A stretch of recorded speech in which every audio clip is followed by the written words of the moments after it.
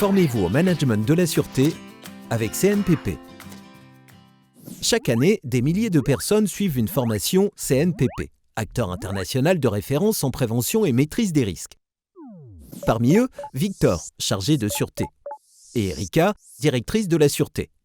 Tous deux employés dans un musée.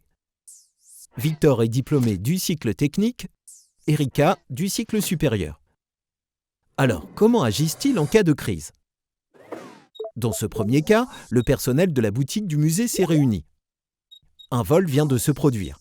Victor est le premier averti et consulte immédiatement la vidéosurveillance. Il recherche également des informations sur le journal des événements du système de détection intrusion.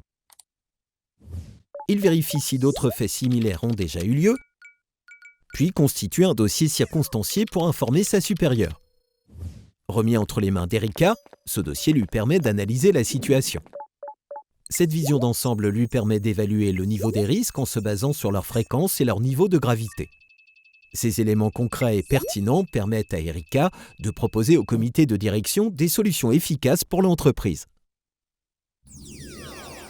Dans ce second cas, un appel anonyme évoquant la présence d'une bombe dans le musée vient d'arriver à l'accueil.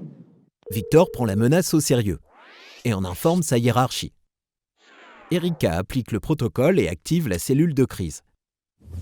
Elle charge son équipe d'évacuer le musée et contacte la police et les pompiers. Les journalistes ont été rapidement informés. C'est à elle de rendre compte de la situation. C'est une fausse alerte. L'équipe peut réouvrir le musée dès le lendemain. Bien formés, Victor et Erika savent agir en conséquence. Pour connaître toutes nos formations, rendez-vous sur www.cnpp.com.